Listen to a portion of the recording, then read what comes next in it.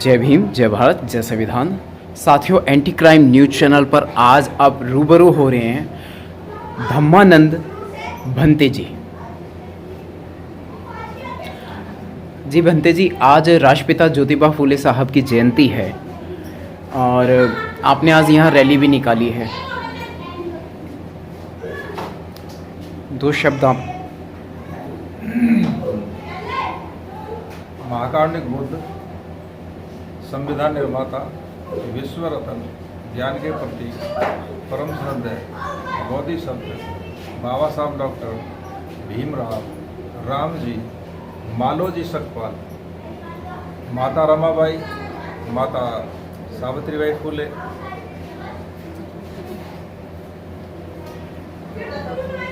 हृदय सम्राट मानवर साहब काशीराम, भारत के अंदर जन्मी विश्व की शेरनी बहन जी को सत सत नमन जी। मंच के ऊपर मंचासीन सामने उपासक उपासिकाओं को मेरा क्रांतिकारी जय भीम नमो बुद्धाय। जैसा कि आप आज जान रहे हैं, देख रहे हैं, आज राष्ट्रपिता ज्योतिबा फूले जी का जन्म उत्सव आई 331/7 डॉक्टर अम्बेडकर विद्या विहार हरिनगर पर बड़े उत्साह और धूमधाम के साथ पग यात्रा से निकाला गया और मनाया भी गया। बड़े संख्या पर लोग उपस्थित हुए। तो सभी ने अपनी अपनी बात को रखा और आज जैसा आप समूचा विश्व राष्ट्रपिता ज्योतिबा फूले का जन्म उत्सव मना रहा है। जी, आपने आज रैली निकाली थी, उसके विषय में दो शब्द कहेंगे। रैली के माध्यम से क्या संदेश आप समाज को देना चाहते थे? रैली के माध्यम से हमने जो संदेश दिया वो समूचे विश्व को संदेश दिया कि राष्ट्रपिता ज्योतिबा फूले आज के दिन जन्मे और शिक्षा के क्षेत्र में उन्होंने जो काम किया उसे विश्व गुरु विश्व रत्न बाबा साहब डॉक्टर अम्बेडकर ने भी अपनाया। तो अविद्या का विनाश विद्या से किया जा सकता है, इसलिए हमने ये संदेश दिया। जी, बुद्धिज्म से भारत का कल्याण, भारतवासियों का कल्याण किस प्रकार से संभव है? थोड़ा सा मार्ग प्रशस्त करें। जब हम सावित्रीबाई फूले को पढ़ेंगे, सावित्रीबाई फूले का अध्ययन करेंगे, तो सावित्रीबाई फूले के लिए ज्योतिबा फूले जी ने जिन 18 स्कूलों का निर्माण किया, उन 18 स्कूलों के निर्माण के साथ साथ शिक्षा का जो अलग जगाया, वो अनपढ़ सावित्रीबाई फूले को पढ़ाने के लिए पहली प्राइमरी पाठशाला का निर्माण किया और दूसरी उस्मान शेख की बहन फातिमा शेख दूसरी शिक्षिका महिला बनी।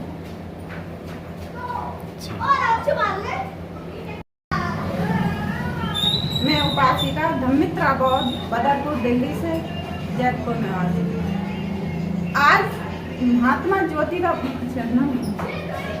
सम्यक संबुद्ध विश्व रत्न, ज्ञान के प्रतीक, महिलाओं के मुक्तिदाता बाबा साहब भीमराव अम्बेडकर जी को नमन। आज महात्मा ज्योतिबा फूले जी को नमन। जो विश्व के सभी महान गुरुओं को सत सत नमन। आज जो हमने महात्मा ज्योतिबा फूले का जन्म उत्सव मनाया है, उसको इस महिलाओं को जागृति आए, हमको देख करके कि ये लोग जा रहे हैं निकल के, कि ये किसका झंडा लेके जा रहे हैं और किस विषय में जा रहे हैं, किस विषय के नारे लगा रहे हैं। ज्योतिबा फूले अमर रहे, ज्योतिबा फूले अमर रहे, सावित्रीबाई फूले अमर रहे। तो वो पूछेंगे लोग हमसे कि सावित्रीबाई फूले कौन है, ज्योतिबा फूले कौन है, इन्होंने क्या संघर्ष किया था। जो ज्योतिबा फूले ने संघर्ष किया, माता राम सावित्रीबाई फुले ने संघर्ष किया, उस जागृति के लिए आज हमारी रैली का जन्मोत्सव हमने मनाया। जी। और बहुजन समाज पार्टी के विषय में, जैसे बहन जी का त्याग, बहन जी का परिश्रम, बहन जी ने अपना पूरा जीवन काल देश के लिए लगाया, और वर्तमान में स्थितियां जो समाज में बुराइयां हैं उस पर थोड़ा सा आप एक कहें तो पर्दाफाश करेंगे। जी सर, बिल्कुल पर्दाफाश करूंगी। बहन जी की उम्र 67 साल हो गई। उन्होंने अपना 67 साल का जीवन हम समाज के लिए, इस बहुजन समाज के लिए, जैसे कि भारत वर्ष के लिए पूरे बहन जी ने अपना जीवन हमको दिया है, अपनी सुख सुविधाएं हमको दी हैं।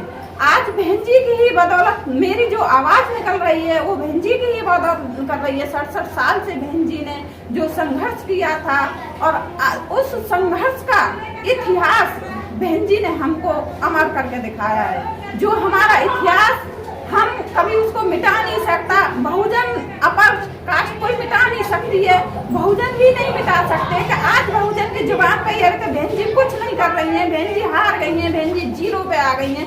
बहन जी नहीं हारी हैं। आज हारे हैं तो हम हारे हैं, हमारा समाज हारा है, हमारी बहन बेटियां हारी हैं। जो बहुजन के जवान पैदा हुई थी, बहन जी 1 रुपये से 2 रुपये 10 रुपये जो उठ करके थोड़ा सा धनाढ़ हुआ था, वो उस बहन जी की ही बदौलत हुआ था। और आज हमारा सब कुछ छिन चुका है, क्योंकि बहन जी के कारण। तो बहन जी को लोग बात कहते हैं कि बहन जी हारी हैं, बहन जी नहीं हारी हैं। बहन जी ने तो हमको वो आईना दिखाया था कि आप स्वयं अपने संघर्ष करो, स्वयं अपने बलबूते पे जीना सीखो, मैं तुमको कब तक सहारा देती रहूंगी। और हमने उस सहारे को ही छोड़ दिया और बहन जी के सहारे आस्था में हम लग गए कि बहन जी हमको वो देंगी, राजसत्ता देंगी। जब तक हम बहन जी को वोट से आगे नहीं बढ़ाएंगे। आज मेरे दिल में बहन जी भावी प्रधानमंत्री हैं। लोग कहते हैं कि बहन जी जीरो पर हैं, मैं पब्लिक की नजरों में जीरो पे, मगर मेरे लिए बहन जी भावी प्रधानमंत्री हैं। लेकिन जो अगर ये ईवीएम ना होती, छल षड्यंत्र ना होता, ईवीएम के माध्यम से जो भी किया गया है, चुनाव आयोग द्वारा जो भी किया गया है, चुनाव आयोग के पास में ये पूरा अधिकार है कि जनता के हित का ध्यान रखे, उस हिसाब से निर्णय ले निष्पक्ष रूप में। तो चुनाव आयोग ईवीएम को हटा सकता था, लेकिन उसने ईवीएम मशीन को जारी रखा, कंटिन्यू रही, और चुनाव उससे हुए, जबकि दूसरे देशों से ईवीएम मशीन हट चुकी है। ऐसे में छल हुआ है, और छल के माध्यम से यदि बहन जी वोट नहीं बटोर सकी हैं, ईवीएम की सेटिंग के आगे बेबस हो गई हैं, तो इसमें तो समाज का ही नुकसान है। बहन जी या ने तो बहुत संघर्ष किया था कि ईवीएम को हटाओ, बैलेट पेपर से वोट करो। बहन जी सतीश चंद्र मिश्रा जी को बहन जी ने भेजा, आवाज नहीं सुनी, क्योंकि हमारे साथ में जो अन्य पार्टी की सपोर्ट नहीं थी, अकेली बहन जी ने आवाज उठाई कि ईवीएम को हटाओ, ईवीएम हटाओ, बैलेट पेपर से वोट कराओ। मगर कोई साथ में नहीं आए। दूसरी पार्टियां साथ में आती तो हो सकता है कि ईवीएम हटती। एक पार्टी के अनुसार तो बहन जी के हार जो हुई है वो ईवीएम की वजह से हुई है।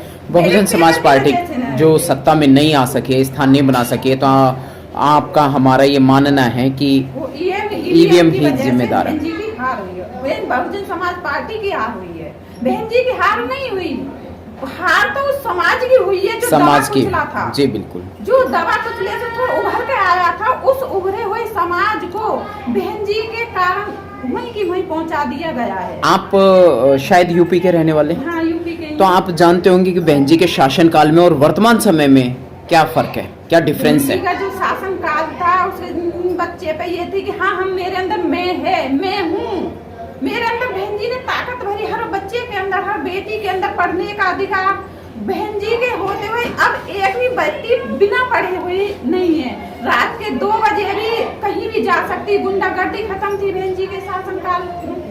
आज गुंडागर्दी अकेली बेटी नहीं निकल सकती हैं। बेटियां डर डर के निकलती हैं कि कोई हमें नोच नहीं ले, कोई हमका सोच नहीं ले, कोई हमारे साथ में पकड़ नहीं ले। आज हर बहन बेटी के अंदर डर पैदा हो गया। रोजगार का भी कुछ निवारण किया था बहन जी ने अपने शासनकाल में। जितने भी छोटे समुदाय से लेके यूपी पुलिस वाले लगाए, टीचर लगाए, बहन जी ने तो इतने बैकलॉग पूरा किया। बहन जी ने अपने शासनकाल में जितना भी उन पर अपनी कलम की दम से बहन जी पे हो सका उन्होंने पूरा किया। और उस कलम की ताकत को जो जो अब उनको नौकरी मिली, उन्होंने उस डर से कि हमारी नौकरी नहीं चली जाए, बहन जी के लिए आवाज उठानी भी बंद कर दी। बहन जी के लिए वो आवाज भी नहीं उठे थे। बहन जी पे दोष लगाते कि बहन जी हार गई, बहन जी काम ही नहीं आप करती। अपनी जो बहुजन समाज पार्टी के समर्थक हैं, लोग हैं, जनता है, और जो बहन जी के खिलाफ बोलते हैं, उन लोगों को क्या संदेश देना चाहेंगे? बहन जी के जो खिलाफ बोलते हैं, कुछ 5 किलो आटे में खुश हो रहे हैं आज, बाकी तो वो उसी बहन जी 5 के किलो त्याग में परिश्रम का ज्ञान है उन्हें? बहन जी के परिश्रम का ज्ञान नहीं है। बहन जी ने कहा था, मैं साहब ने कहा था बहन जी के साथ में रहते हुए कि मैं 100 रुपया की साड़ी महिलाओं को नहीं पहनना हुए देखना चाहता हूँ, मैं 1000 की साड़ी पहने हुए देखना चाहता हूँ। बहन जी कहती हैं कि मैं 5 रुपए किलो का 2 रुपए किलो का आटा तुम नाज मत खाओ, मोदी जी का दिया हुआ, अब तुम 25 रुपए किलो का आटा खाओ। मैं चाहती हूँ कि तुम इतने व्यवसायी बनो तो जो 25 रुपए किलो का आटा खाओ, अब 2 रुपए किलो के फ्री के खाने के आलसी मत बनो। इसका थोड़ा सा विस्तार थोड़ा सा बताएं कि ये कैसे संभव होगा? सस्ता तो हम खरीद नहीं पा रहे, महंगा कैसे खरीद लेंगे? अब ये बात बताओ, जब तक हम परिश्रम नहीं करेंगे। नहीं, परिश्रम तो हमारा समाज करता ही आ रहा है ना, परिश्रम तो हम लोग करते ही हैं, लेकिन रिजल्ट कहाँ आता है? हम 25 रुपए किलो का खाएंगे, अब 2 रुपए किलो में जो आज हमको 2 रुपए किलो मिल सही, हम 2 रुपए किलो का आज खा रहे हैं, उसके बदले में हम 45 रुपए किलो का पेट्रोल में पैसा फूंक रहे हैं। अब बिना पेट्रोल के हम कहीं जा नहीं सकते। 45 रुपए किलो, वो भी तो हमारा ही धन जा रहा है। एक मास नहीं है, 2000 का हमारा चालान कट रहा है, वो भी तो हमारी मेहनत के। हम 2 रुपए किलो में खुश कैसे हो सकते हैं? ये भी तो हमारी आर्थिक व्यवस्था है। लेकिन वो 25 रुपए किलो वाली बात को भी 25, हम सस्ता तो नहीं खरीद पा रहे हैं, महंगा कैसे खरीद लेंगे? इस पर क्या? जब तक हमारी आर्थिक मजबूती नहीं होगी, जब तक हम व्यवसाय अपना आर्थिक नहीं करेंगे, कोई मजदूरी या कोई नौकरी करेंगे, तभी तो हम 25 रुपए नहीं करते तो बहुत हैं, रिजल्ट कहाँ आ रहा है करने का? हमें हमारी परिश्रम का कहाँ मिलता है? हमारे जो समाज है सदियों से गुलाम था, गुलाम है, शोषित था, शोषित है। यही चाहती है कि ये गुलामी बना रहे। ये महंगा तो तब खरीद पाएंगे ना हम, महंगा कब खरीदेंगे जब हमारे पास में पैसा ही नहीं है, तो महंगा कहाँ से खरीद लेंगे? आप तो कह रहे हैं कि 2 रुपए से लेकर उनको 25 रुपए पे लेके आ रहे हैं, कैसे संभव होगा? जब तक हम सत्ता तक नहीं पहुंचेंगे, जब सत्ताधारी हम बनेंगे, तो हम 25 रुपए किलो 30 रुपए किलो को आगे खाएंगे। हमें मेहनत करके घर घर जा करके सत्ता अपनी स्थापित करनी है। अपने इतिहास बनाने के लिए हमें घर घर जाकर अपनी वोट मजबूत करनी होगी। बीएसपी को हमें मजबूत करना होगा। जब तक हमारी बीएसपी सत्ता में नहीं पहुंचेंगी, तब तक हम कुछ नहीं कर सकते। जिनका शासक होता है वही सत्ताधारी राज करते हैं, जिनके लाज होती है, जो सत्ता में होते हैं। जो सत्ता में नहीं, उनकी कोई लाज नहीं होती और ना ही वो धनाढ़ होते। जी, जब तक हम सत्ता में नहीं पहुंचेंगे, तब तक हमारी कोई लाज नहीं होगी और ना ही हम धनाढ़ होंगे। जब हम सत्ता में पहुंचेंगे तो हम धनाढ़ भी होंगे, वक्ता भी होंगे, सब कुछ हमारा होगा। हमें मेन करके हमें अपनी सत्ता के लिए मेहनत करनी होगी। हमें सत्ता में जाने के लिए चाहे हमें घर घर जाकर के वोट मांगनी हो कि हमें अपने समाज को कैसे जगाना है। आप जागो, हमारा शोषण हो रहा है, हमें इस शोषण को रोकना है। हम इन अंधविश्वास में बहुत जा रहे हैं, हमारी बर्बादी अंधविश्वास से भी हो रही है। जी, यानी कि साथियों, बहन जी का इशारा सीधा सीधा साफ साफ है कि यदि हमें सत्ता अर्जित करना चाहते हैं, सफलता अर्जित करना चाहते हैं, पावर में आना चाहते हैं, ठीक ढंग से जीवन को व्यतीत करना है, तो हमें सत्ता हासिल करनी पड़ेगी। और सत्ता हासिल इसलिए करनी है कि हमें ठीक से जीना है, अपने हक अधिकार, मौलिक अधिकारों की रक्षा करनी है। जब तक हम सत्ता में नहीं पहुंचेंगे, तब तक हमें कोई मौलिक अधिकार नहीं मिलेगा। अब जब सत्ता में वो लोग बैठे हुए हैं, तो उनको ही इशारे में करें, तो आज तो हमें उसी तरह से गुलाम। जी हाँ, उनका तो अपराधी भी खुला घूम रहा है। बहन जी फूलन देवी का हत्यारा शमशेर सिंह राणा खुला घूम रहा है, आज़ाद घूम रहा है, सम्मानित हो रहा है, देश विदेश आ रहा जा रहा है, हवाई यात्राएं हो रही हैं। तो इतना बड़ा अपराधी कैसे खुला घूम सकता है? वो भी तो एक महिला का हत्यारा है, उसको सजा क्यों नहीं मिलती? बहन जी के शासनकाल में एक भी हत्यारे या गुंडागर्दी बिल्कुल खत्म थी। हर महिलाएं आजाद थी। एक भी महिला के अंदर डर खत्म हो गया था। आज वो डर हर महिला के अंदर पैदा हो गया। इतना अच्छा शासन था। बहन जी कितने अच्छे शासन होते हुए भी कौन चाहेगा कि हमारी ये इस समाज में निकलते हुए भी कैसे आगे बढ़ने देंगे बहन जी को? आज जो सत्ताधारी हैं वो तो चाहते कि हम ही राजा बने रहें। जी, बिल्कुल। और ये हमारे गुलाम बने रहें। बाबा साहेब ने तो मताधिकार की ताकत बढ़ाई थी, मताधिकार के लिए इतना संघर्ष किया था, यानी वोटिंग राइट्स, यानी वोट का महत्व, और यहाँ तो दुरुपयोग हो रहा है ईवीएम के माध्यम से। सही बात है बहन, बाबा साहब ने जो हमें वोट का अधिकार दिया था वो इसलिए था, शासन तक पहुँचाने के लिए जी, दिया जी, था। और आज हम उस वोट के अधिकार को गलत जगह पे प्रयोग कर रहे हैं। कल भी शोषण करता राजा था और आज भी शोषण आज भी करता ही राजा शोषण है। हो रहा है। शोषक वर्ग कहेंगे उसको, शोषण वर्ग की शोषक वर्ग है कि शासक वर्ग है, क्या कहेंगे उसको आप आज भी बताएं। यही जो शोषण हो रहा है शासक वर्ग में, वो हमारे बाबा साहब को हमने आचरण में उतारा नहीं, ज्योतिबा जी, फूले को आचरण में नहीं उतारा, आज के जीते जी बहन जी को भी आचरण में नहीं उतारा। सही। आज भी जब हमारी महिलाएं बहन जी को निकल के अपने आचरण में उतारेंगी, बहन बेटी हमारी बहन जी को अपना आदर्श मानेंगी, तभी हम सत्ताधारी होंगे, शोषण से बचेंगे, हर चीज से मुक्ति मिलेगी हमको। जी, और एक- क्योंकि उन्होंने इतिहास हमारा ऐसा दिया है। जी, बनाया एक है। छोटा सा सवाल हो रहा है कि हम मतलब जो है आर्थिक आज़ादी की ओर यदि हमें जाना है तो इसके लिए हमारे पास में क्या क्या विकल्प रह जाते हैं वर्तमान समय में?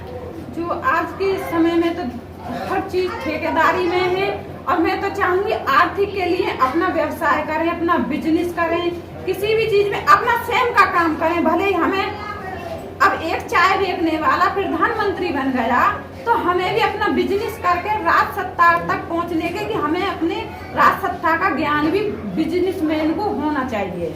क्योंकि जो उसको ज्ञान होगा राज सत्ता के, तो वो बिजनेस में से पैसा भी बचाएगा और राज सत्ता पे पहुंचने का प्रयास भी करेगा। और जो बिजनेस करते करते ही खाने पीने में रहेगा कि मैंने खाया पिया सो गया, तो वो तो वहीं की वहीं खत्म हो जाएगा। और वो चीज नहीं करनी है हमारे समाज, बहुजन समाज को अपने व्यवसाय में से साफ का पैटर्न अपनाना पड़ेगा। एक नोट एक वोट। जब हम 2 रुपए कमा रहे हैं तो एक नोट है समाज के लिए, यानी अपने समाज के लिए जरूर देना होगा, अपनी शिक्षा के लिए जरूर देना होगा। जब शिक्षित होंगे, आज हम उनकी शिक्षा पढ़ रहे हैं, हम एक भी स्कूल में नहीं बाबा साहब को पढ़ाते ही नहीं, सावित्रीबाई हमारे महापुरुष को किसी को पढ़ाते ही नहीं है, और ना ही हम पढ़ते, हमको जानकारी। बहुजन महापुरुषों का, बहुजन महामातों का स्कूल से विद्यालय से इतिहास गायब है, हमें दिखाई नहीं देता, इसलिए हमारे पास जानकारी नहीं है अपने बहुजन जी महापुरुष। सर, जानकारी नहीं है। और जब हमारे स्कूल होंगे हमारे महापुरुषों के, तो हम स्वयं अपने आर्थिक व्यवस्था हमारी मजबूत होगी। टीचर भी स्कूल में लगेंगे, वो सफाई कितने भी काम है जी, व्यवसाय के, जी बिल्कुल। शिक्षा के नाम पर जब तक हम शिक्षित नहीं होंगे तो हमारा ये भी ज्ञान तो पहले भी था, अज्ञानी तो लोग नहीं थे, मगर वो शिक्षा नहीं थी जो आज हमारे हाथों से शिक्षा छीन करके कटोरा हाथ में दे दिया, चम्मच हाथ में दे दी, दलिया खाने को मिल रहा है। एक माँ घर पे खाना खिला करके भेजती है, स्कूल में कटोरा चम्मच मिलते हैं तो कहते हैं कि बेटा भूखे मत रहना। बेटा कहाँ से भूखा है? भूखा तो है, वो शिक्षा से भूखा है, उसको शिक्षा नहीं मिल रही, उसको पेट भरने के लिए दलिया मिल रहा है, खिचड़ी मिल रही है स्कूल में जाकर के। जो चीज शिक्षा मिलनी चाहिए थी वो स्कूल में दलिया खिचड़ी से बच्चे का पेट भरा जा रहा है। ये चीज हमारी शिक्षा बहुत दूर चली गई। और बाबा साहब कहते थे शिक्षित बनो, आंदोलित करो, शिक्षित भी करो, तुम शिक्षित हो गए हो तो शिक्षित भी करो। अब वो शिक्षा से हमको दूर कर दिया जा रहा है, आज ऐसी सरकारें चल रही। बाबा साहब डॉक्टर अंबेडकर ने जो मौलिक अधिकार दिया था वो सबको बराबर दिया था, किसी को कम और ज्यादा नहीं दिया था। जी, मौलिक अधिकार था जो अंगूठे की ताकत, उन्होंने उसको सबको बराबर दिया। तो आई हुई परिस्थितियों को गले ना लगाकर उनसे शक्ति से निपटा जाए। वो बिल्कुल। शक्ति बुद्धि की शक्ति, जो बुद्धि अविद्या का विनाश करती है। ज्योतिबा फूले जी ने कहा था, संवेदना का भागीदार तो कोई भी बन सकता है, लेकिन समाधान बनने का गुण केवल सावित्री में ही था। यह साफ नजर भी आ रहा था। जीवन संगनी का जीवन के निर्माण में क्या महत्व होता है, यह ठीक से समझ में आने लगा था। सावित्री फूले की यह समझ मित्रता का व्यवहार, जीवन संगिनी का दायित्व एक नायक को जन्म देने का काम कर रहे थे। एक सामाजिक अपमान की घटना से समस्या के समाधान में नया अध्याय जोड़ दिया गया। तो ये नया अध्याय है जिसे पढ़ाया जाए, जिसे आज की जनरेशन पढ़ करके आगे बढ़ेगी, तब मैं उनके काम आऊँगा। तो मुझे जीते जी अगर कोई काम में ले ले तो हम समूचे विश्व के ऊपर में स्थापित हो जाएंगे शासन। भंते जी, एक छोटा सा बात मैं जानना चाहूँगा कि ये छोटी बातों का बहुत महत्व होता है कि आप हम इतना संघर्ष कर रहे हैं, परिणाम वो नहीं आ पा रहा जिसकी आवश्यकता है। इसके पीछे क्या लॉजिक है और उसको कैसे हासिल किया जा सकता है? जब तक हम गहराई से बुद्ध से लेकर के और बहन जी तक गहराई से अध्ययन नहीं करेंगे, तब तक हमारा समाधान नहीं होगा। तो हमारे लोग तो मतलब यूँ कुछ तो परिस्थितियां हैं और कुछ हालात उत्पन्न किए जाते हैं, कुछ हल्कापड़ धोखा षड्यंत्र है और कुछ इतना पस्त होने के बाद में अध्ययन की स्थिति कमज़ोर सी पड़ जाती है, विश्वास क्षीण भीन हो जाता है। ऐसी स्थिति में अध्ययन ही एक मार्ग बसता है, सुगम मार्ग बसता है आपके हिसाब से? बिल्कुल, यही सुगम मार्ग है जिस मार्ग को सभी ने अपनाया है। ज्योतिबा फूले से बाबा साहब डॉक्टर अम्बेडकर ने एक क्रांति लेकर आए और उस क्रांति का हमें लाभ मिला, हम उस लाभ को जी रहे हैं, खा रहे हैं, ठीक है। और आने वाले समय में अब हमें किस प्रकार की क्रांति करनी होगी कि आने वाली पीढ़ियों को लाभ मिले? हमें शिक्षा की क्रांति करनी पड़ेगी, लोगों को शिक्षित करना होगा। हम अगर पढ़े तो वो पढ़ाई हमारे तक सीमित है, जो हमें पढ़ेंगे वो पढ़ करके आगे बढ़ेंगे, तो जो आगे बढ़ेगा वही दुनिया पर शासन करेगा। देश की तो छोड़ो, देश तो बहुत पीछे छूट जाएगा, दुनिया के ऊपर में शासन करने की।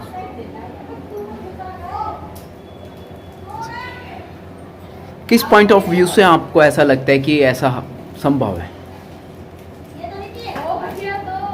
मुझे तो हमेशा ऐसा ही दिखता है और ऐसा ही नजर आता है कि मतलब हाँ, मतलब एक शिक्षा अध्ययन एक ऐसा सुगम मार्ग है जिससे हम विश्वव्यापी कार्य कर सकते हैं, मानवतावादी कार्य कर सकते हैं। चलिए, बहुत बहुत शुक्रिया भंते जी, बहुत बहुत साधुवाद। बहन जी का बहुत बहुत साधुवाद। आप अपना दोनों एक बार परिचय अंत में फिर दे दें नाम के साथ में अपने दर्शकों के लिए। सबका कल्याण हो। अनागारिक धम्मानंद बौद्ध। बहन जी आप? हाँ जी, हाँ जी, हाँ जी।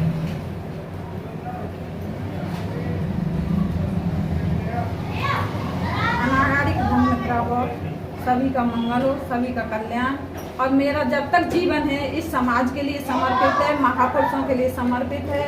जब भी किसी को ज़रूरत पड़े कि हमें महापुरुष पे हमारी महिलाओं को समझाना है, मैं हर संभव समाज के लिए समर्पित हूँ।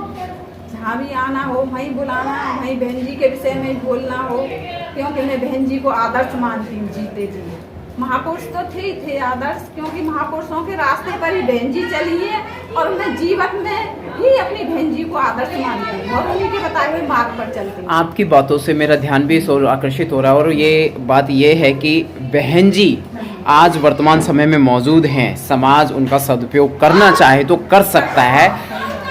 बहन जी ही एक ऐसी नेता हैं जो समाज का कल्याण कर सकती हैं, भारत का उद्धार कर सकती हैं, इनके बाद कोई है भी नहीं। बहन जी के जीते जी समाज का कल्याण हो सकता है, मगर ये जनता, ये समाज, ये बहुजन समाज, ये खुद से हम बहन जी को आदर्श मानने लगे कि हमारे लिए हमारी बहन जी ही सब। नहीं, वो तो मानेगा, लेकिन थोड़ा सा बाद में मानेगा ना। एट प्रेजेंट भी मानना बहुत ज़रूरी है। अभी ये सोच लें कि हमारे बहन जी के सिवा हमारा कोई नहीं, इस दुनिया में ही कोई नहीं। बहन जी ही एक ऐसी नेता हैं जो बहुजन समाज के लिए आगे बढ़ा सकती हैं, बच्चों को उस महान स्थान पर पहुंचा सकती हैं कि जहां बच्चा जाना चाहता है। हर बच्चा की ख्वाहिश है कि मैं डीएम बनूं, पीएम बनूं, हर बच्चे को वो बहन जी की ही ताकत है। बहन जी को आदर्श मानने से बहन जी का जो संघर्ष है महापुरुषों के प्रति, उन बहन जी के रग रग में महापुरुषों का ही आदर्श है और वही बहन जी का आदर्श हमारे आचरण में है। और हमारे जैसे आचरण के इस बहुजन समाज ने उतार लिया तो कोई भी हमें उस शासक वर्ग से बनने से रोक नहीं सकता। मेन चीज बहन जी को आदर्श मानना है और बहन जी पर उंगली ना उठाएं। उंगली उठाने से पहले वो अपने आचरण में झांक करके देख लें कि हम बहन जी को गाली नहीं दे रहे हैं, हम अपने स्वयं को गाली दे रहे हैं। बिल्कुल। और हम बहन जी पर उंगली नहीं उठा रहे, हम एक कदम नहीं चल सकते, बहन जी तो 10 कदम चल के कैसे नीचे आ सकती हैं? कहाँ जाएंगी? बहन जी ने 4 बार मुख्यमंत्री रहने के बाद में तो वो एक सीट पर आ सिमटी, बहन जी सिमटी है, जनता ने वोट नहीं दिया, बहन जनता समझ गई, जनता को दुख उठाना पड़ रहा है। ये बहन जी का इल्जाम नहीं, ये हमारी जनता का है। और बहन जी पर इल्जाम लगाने से पहले सभी बहुजन समाज से मेरा अनुरोध है कि वो बहन जी पर उंगली ना उठाए, अपनी तरफ उंगली अंदर झांक करके देख ले।